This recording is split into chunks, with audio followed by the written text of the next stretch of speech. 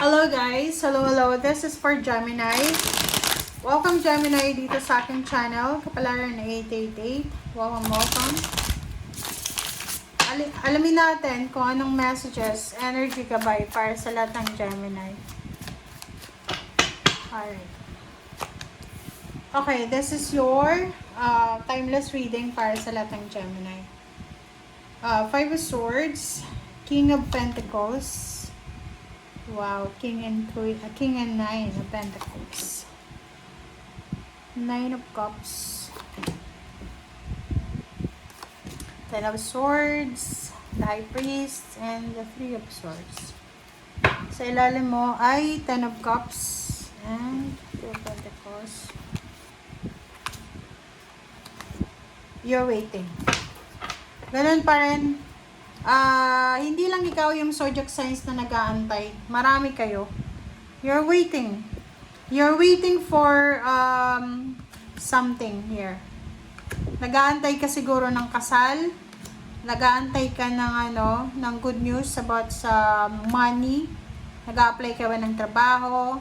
So, nakikita natin dito na yung focus mo is all about financial and emotional stability. Let's check. Okay, Five of Swords and King of Pentacles. Yun.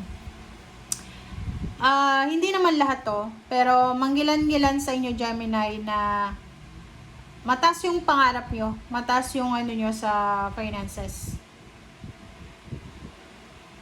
Ang taas ang manifestation mo. Ang lawak ng interest mo sa buhay. But, sinasabi ng bara sa'yo dito na wala kang like, kahit may mga delays, like for example lang, may mga delays sa pera, may mga delays sa pangarap mo, hindi kayong tipo ng tao na i-give up na lang siya ng walang laban. So, nakikita ko sir dito na kahit na sobrang unrealistic na ng goals mo, still ilalaban mo pa rin. Sobra yung motivation mo dito eh.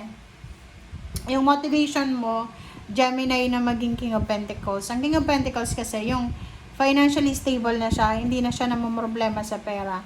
Like, gusto niyang ma-promote, gusto mo na meron kang passive income, na kahit natutulog ka lang, may pumapasok na pera sa'yo. And nakikita ko sa'yo dito na you're super hardworking. Super hardworking ka. And kung unemployed ka ngayon, nakikita ko na sobra-sobra yung motivation mo. Kung makikita mo dito, this is just parang anong tawag doon? This is just reminders sa lahat ng Gemini. Okay, so if it's a reminder, sabi ng King of Pentacles na huwag kang titigil hanggat hindi mo nakukuha yung King of Pentacles. Huwag kang titigil hanggat hindi umaapaw yung tagumpay mo. And Nine of Pentacles, sinasabi, lahat daw ng minamanifest mo, lahat ng tatrabahuhin mo, tinatrabaho mo, ay ibabalik yan sa'yo ng universe ng 9 times. So like for example, kung gaano ka kasipag, kung gaano ka disiplinado, may balik yan sa'yo. Okay?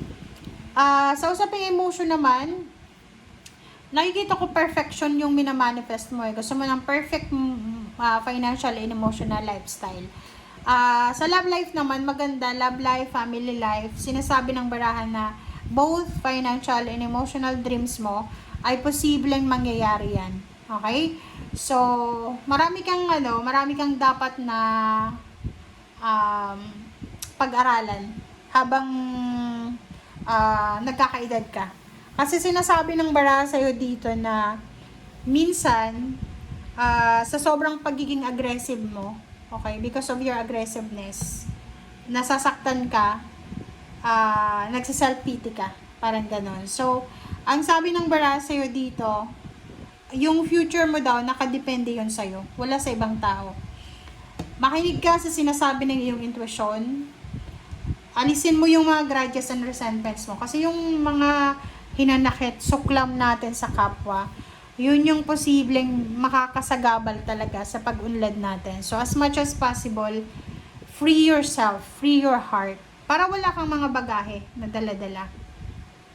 Simple lang naman yung gusto mo eh. gusto mo ng financial and emotional freedom.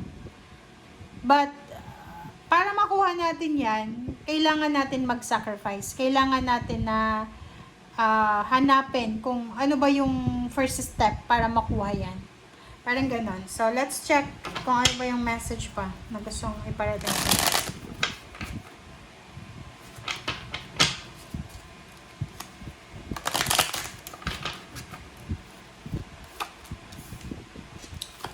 okay.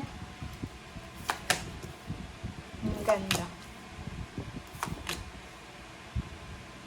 Gemini. Tingnan mo yung baraha mo ha. Gemini, etong Five of Swords, tapos Six of Cups. Sinasabi ng baraha sa'yo na marami kang pinagdaanan sa nakaraan. Like, maybe nabully ka, maybe marami kang pinagdaanan na financial problems, na posibleng siya yung nagiging inspiration mo and motivation mo para i-push pa yung pagkakaroon ng perfect financial and emotional na buhay. And kung makikita mo yung Ace of Swords dito, sinasabi na bilang isang Gemini, alam mo ba, there's a saying na yung mga Gemini, tindig pa lang, mukha pa lang, talagang, kumbaga, nakadestiny na sila na maging top 1. Number 1 sila eh. Kasi, lahat ng Gemini, lahat yun guys lahat. Lahat ng sinilang ng, as in Gemini talaga sila. Yung birth nila na Gemini. Zodiac sign na Gemini. May tsura talaga sila. Babae or lalaki. Gwapo, maganda, magaling makisama, sociable, matalino, magaling magdala ng sarili, ng conversation. And, talagang totoo yan sa buhay. Ako, isa sa mga zodiac sign na gusto ko, yung Gemini. Kasi sila yung pinaka nakakatuwa, nakasama. Hindi ka malulungkot eh.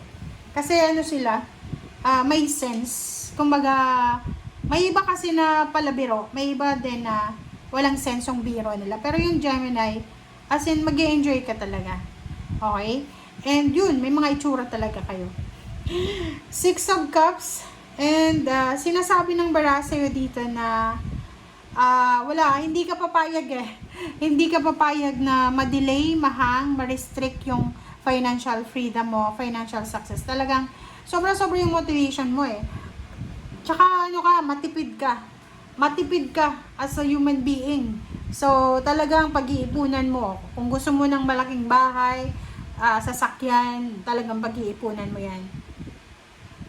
Nine of Cups, yun. Ganun din.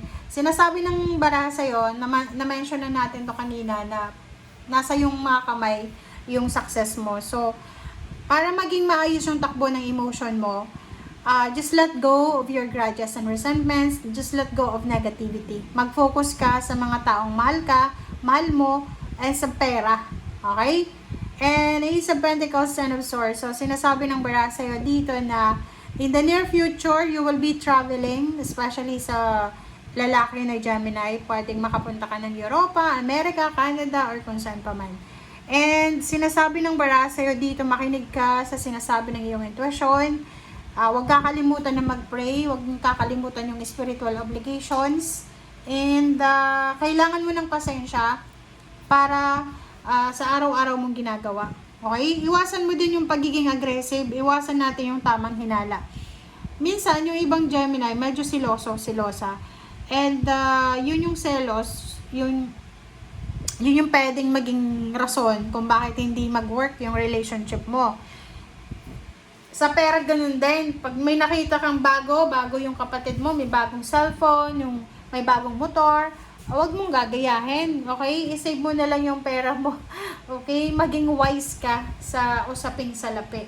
And kung makikita mo sa baraha mo, sinasabi dito na hindi ka dapat nagpapanik, nag-worry para sa future mo. Kasi nasa kamay mo yung future mo eh. Kumbaga, yung pera mo, nakadepende yun sa'yo. Kung tatamad-tamad ka, maghihirap ka. Pero kung sobrang sipag ka, yayaman ka.